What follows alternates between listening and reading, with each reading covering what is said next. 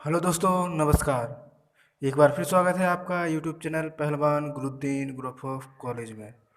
और मैं इतिहास प्रोफेसर गंगाराम विश्वकर्मा आज एक और वीडियो लेकर आया हूँ जिसमें हम बात करेंगे एक नए टॉपिक की। तो दोस्तों, अभी तक आपने हमारे वीडियो में दिल्ली सल्तनत, उसके अंतर्गत महत्वपूर्ण प्रश्न, इसके बाद आपने विजयनगर बहमनी साम्राज्य और उससे संबंधित परीक्षा उपयोगी प्रश्न, साथ ही साथ भक्ति आंदोलन और सूफी आंदोलन के बारे में अभी अध्ययन कर रहे हैं। तो पिछली वीडियो में आपने देखा था कि सूफी सिलसिला किस प्रकार आगे बढ़ा, इसका क्या अर्थ था, सूफी समुदाय क्या थे और प्रमुख संप्रदाय तथा उनके संस्थापक कौन कौन से थे।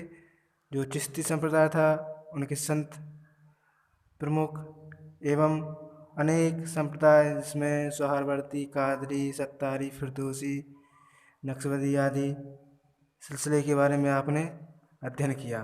तो इसी क्रम में हम आज की वीडियो में एक नया टॉपिक जिसमें हम बात करेंगे भक्ति संप्रदाय की। जब मध्यकालीन भारत में एक भक्ति समुदाय आगे बढ़ा तो उसके बारे में हम चर्चा करेंगे। इसकी क्या विशेषता थी, इसकी क्या उद्देश्य थे और क्यों ये उस समय में उभरा, और इसके जो प्रमुख संत थे उनके बारे में एवं विभिन्न संप्रदाय आदि के बारे में चर्चा करेंगे। दोस्तों, हमारे चैनल को सब्सक्राइब जरूर कीजिएगा, साथ ही बेल आइकन को भी प्रेस कीजिए जिससे हमारे चैनल पर अपलोड होने वाले वीडियो की नोटिफिकेशन आप तक पहुंचते रहें। और वीडियो पसंद आए तो इस पर लाइक, कमेंट्स, साथ में शेयर भी करें। दोस्तों, वीडियो को पूरा ज़रूर देखिएगा।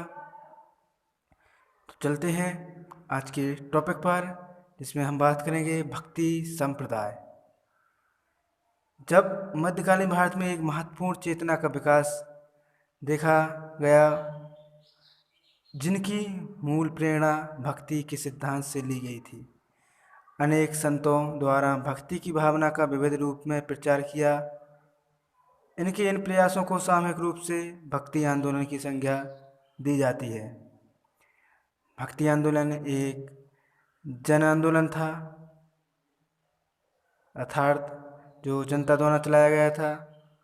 भक्ति आंदोलन के दो प्रमुख उद्देश्य थे: हिंदू धर्म का सुधार करना ताकि वह इस्लामी प्रचार और धर्म परिवर्तन के आघात को रोकने में सक्षम हो सके, तथा दूसरा उद्देश्य हिंदू धर्म तथा इस्लाम के बीच समन्वय स्थापित करना था ताकि हिंदू और मुस्लिम समुदायों में मैत्री संबंध स्थापित हो सके। तो इस प्रकार इसके जो प्रमुख उद्देश्य थे वो जो हिंदू धर्म में अधिकांशता इस्लामी प्रचार प्रसार के कारण जो हिंदू धर्म के व्यक्ति थे वो अपना धर्म परिवर्तन कर रहे थे, तो उस प्रकार की प्रवृत्ति को रोकना था तथा हिंदू और मुस्लिम धर्म के बीच समन्वय स्थापित करना था, और ताकि उनके समन्वय से देश का विकास हो सके और देश मजबूत स्थिति में पहुंच सके।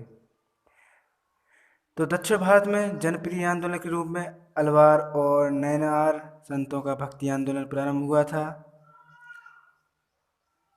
इस्लाम की मूर्ति भंजक नीति, मंदिरों का विनाश, ब्राह्मणों का प्रशय का बंद होना आदि से हिंदुओं में निराशा की भावना और खुद को असहाय महसूस करना, फलतः मनुष्य और ईश्वर के बीच प्रेम, श्रद्धा और समर्पण पर आधारित व्यक्तिगत संबंध पर जोर था। तो इस प्रकार जो इस्लाम धर्म की जो मूर्ति भंजक थे और जो उनकी नीतियाँ थीं, मंदिरों का विनाश करना, ब्राह्मणों को आश्रय बंद कर देना और इन प्रकार की तमाम नीतियों के कारण जो हिंदू प्रजा थी उसमें निराशा की भावना बन गई थी। तो इन सब कारणों के कारण मनुष्य और ईश्वर के बीच में प्रेम और श्रद्धा समर्पण पर आधारित एक आंदोलन चला जिसे हम भक्ति आंदोलन कहते हैं। इस आंदोलन ने उपरोक्त जो भी समस्याएं थी उनको सही किया और उनको रोकने का काम किया। अब बात करते हैं हम भक्ति आंदोलन की विशेषताएं क्या थी। तो प्रमुख विशेषता थी कर्मकांडों तथा यज्ञों का परित्याग तथा ईश्वर अनुभूति के सरल मार्ग के रूप में हृदय और मन की पवित्रता के स्थान पर मानववाद तथा निष्ठा पर बल दिया जाए। अर्थात उस समय जो समाज में कर्मकांड तथा यज्ञों का प्रचलन था तो उनका परित्याग करना और ईश्वर की प्रति श्रद्धा के लिए सबसे पहले सरल मार्ग जिसमें हृदय और मन की पवित्रता पर स्थान दिया गया था और यह मानववाद की निष्ठा पर भी बल देता था। अगला जो कारण था प्रमुख विशेषता का वो था भक्त की आराधना का उद्देश्य मुक्ति हेतु ईश्वर की कृपा प्राप्त करना था। यानी जो भक्त था उसकी केवल आराधना थी कि वह ईश्वर की कृपा प्राप्त करे। अगली जो विशेषता थी भक्ति आंदोलन का जो जोर मुख्यतः एक ईश्वरवादी प्रवृत्ति पर था जो या तो सगुण रूप में हो सकता था या निर्गुण रूप में। सगुण उपासक में कृष्ण मार्गी तथा राम मार्गी शाखा थी। निर्गुण मतयनवाई मूर्ति पूजा को नहीं मानते थे।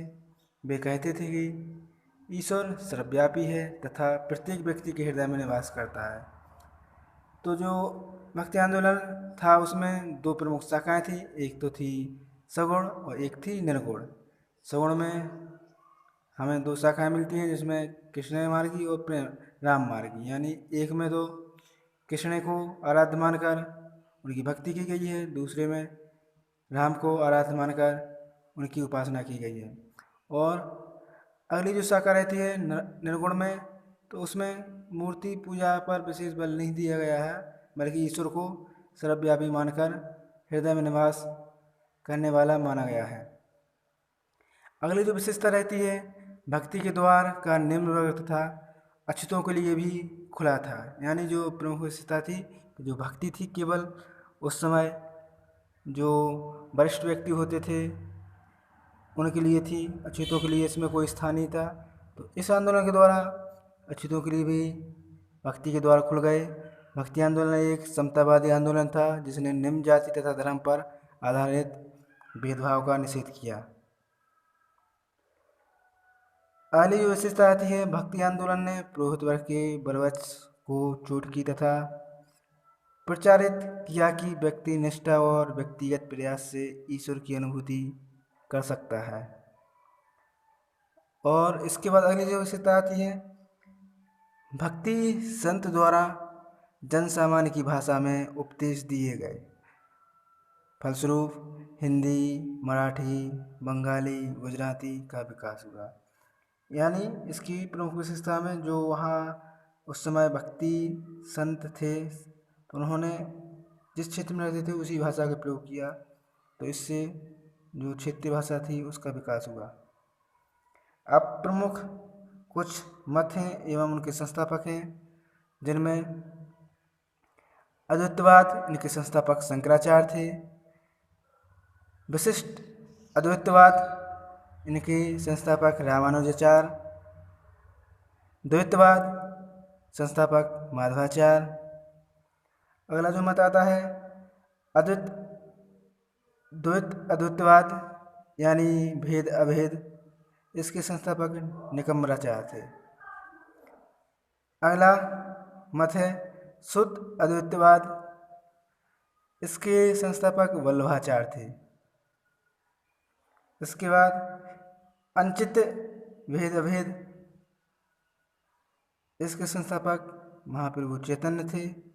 तो इस प्रकार कुछ जो उस समय मत थे उनके संस्थापक ने अपने मतों का प्रचार प्रसार किया और संपूर्ण भारत में अपने मतों को प्रचारित किया और उससे लाभान्वित होकर जनता ने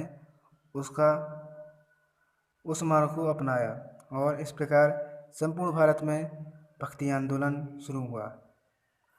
तो दोस्तों आज की वीडियो में आपने देखा भक्ति समुदाय क्या था, इसके प्रमुख उद्देश्य क्या थे और जो इसकी विशेषताएं थी वो क्या थी।